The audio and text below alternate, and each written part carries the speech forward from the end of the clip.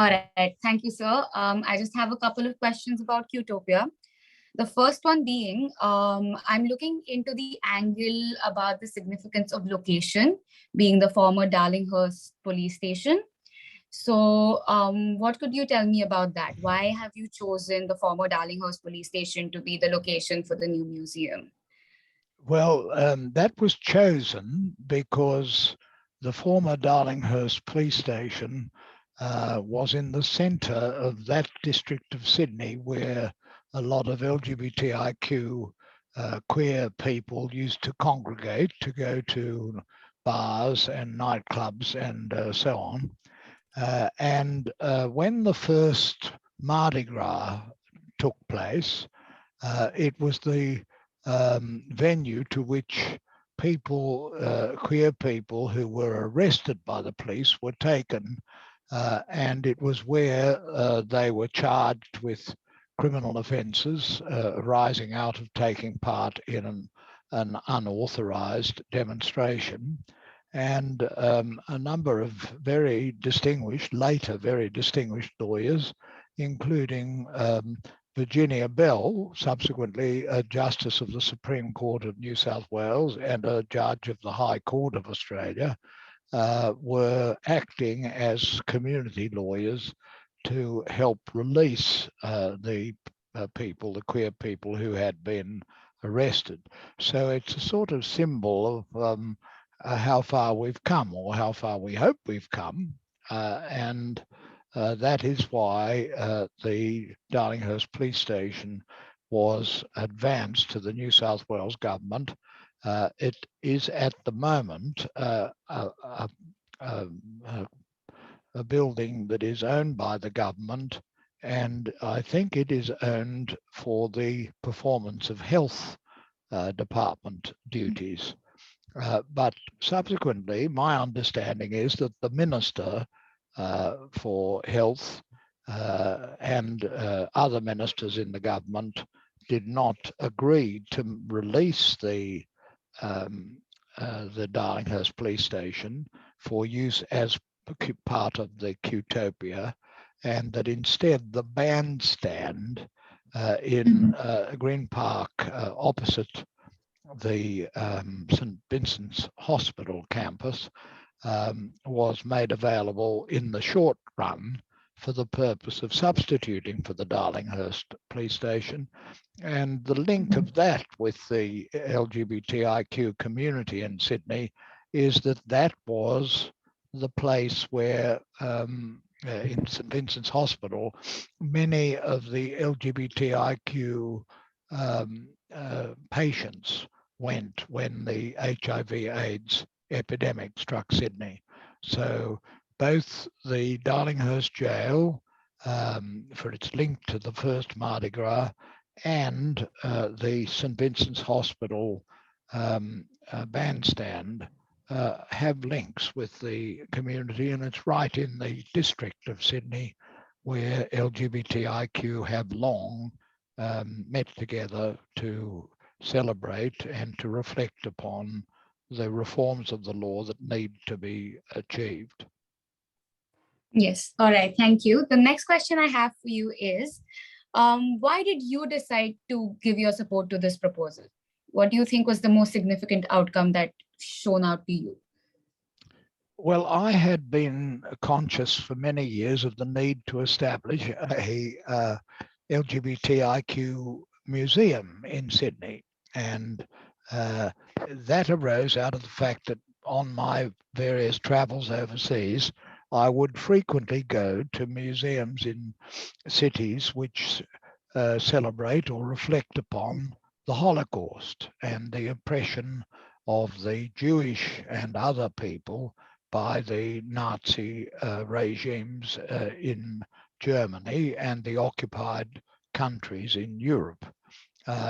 So when I would go to those, I frequently thought, well, it is good that we have a Jewish museum in Sydney, and it's a very fine museum, very efficient and very evocative of the sufferings of the Holocaust. But we needed, I thought, a museum to reflect upon the sufferings and injustices of the LGBTIQ people.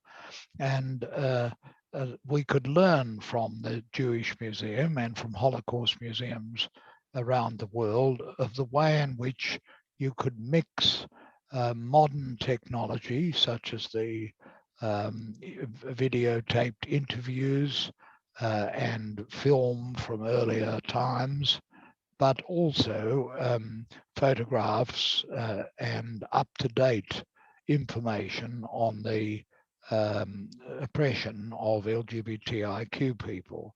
That oppression was never as large and horrendous as the oppression of Jewish and other victims of the Nazis.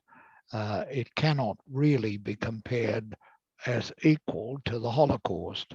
But unless you learn from history, unless you learn from oppression, the lesson of our species is that you keep repeating the wrongs, and therefore I think it would be a good thing if young Australians especially had a venue such as the proposed Qtopia to remind them of the wrongs of the law and of social attitudes, of religious attitudes, and of parental and other shame, to remind people of what was wrong about that, and that we ought not to repeat those mistakes, and indeed that we should learn from the oppression of LGBTIQ people concerning the oppression of women, the oppression of First Nations people, the oppression of racial minorities, of people who are refugee applicants, and it should therefore be a place of instruction and education. And that's why I became involved, because I think that would be a good thing if we established that in Sydney. Many people today, young people, don't really understand or even believe that gay people were oppressed as recently as the 1980s, but it is the case, and I am a living recorder of what happened in those times, and therefore I thought this should be done, and it is now being planned. It has some very good people working for Qtopia, and I support what they are doing, and they have chosen two people to be the patrons of Qtopia. One of them is Mazaita Buttrose, the very well known journalist, the chair of the ABC, the Australian Broadcasting Corporation, and a public figure who, during the AIDS epidemic, was very much involved in supporting queer people facing the horrors of HIV/AIDS. Absolutely. That brings me to my last question, sir. What do you hope a young person feels like when they're in this museum once it's all set up? What do you hope that they're left with? Well, the first thing is, I think it's important that they should know something about this aspect of the history of their community and their country, their city. They should reflect upon the fact that what was done to oppress LGBTIQ people not so very long ago. The law was only really changed in 1984, and that didn't change all the social attitudes and stigma, but it was a step in the right direction. And so my hope would be that by being confronted with film, with interviews, with memorabilia of those times, and with stories by people who were the victim of the oppression of gay people until after 1984, that this would mean that young people would understand their duty not only to protect the fundamental human rights of LGBTIQ people, but also the fundamental human rights of all people in our society. Australia has had a poor record on issues of race and on issues of Indigenous people, and to some degree on the issues of women.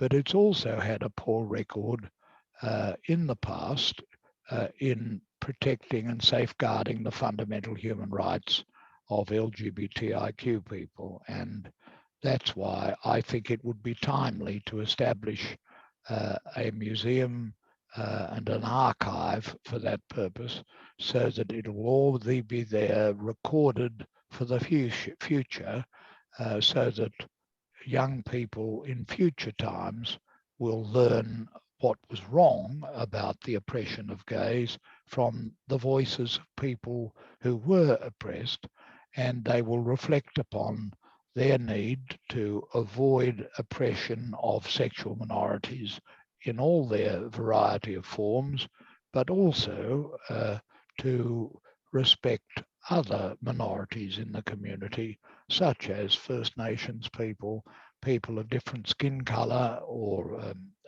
race, nationality, ethnicity, and also other minorities, including refugee applicants. All right. Thank you so much, sir. It was really lovely talking to you. I'm all done. I'm really happy that I got to speak to you, and thank you so much for your time. Really appreciate it. Thank you very much, Nandita, and I apologize for the fact that I didn't keep the interview time earlier this morning, but it was out of my control. Absolutely. It's totally fine. It's all good. Thank you so much, sir. Have a good day. Thank you. Bye-bye. Bye.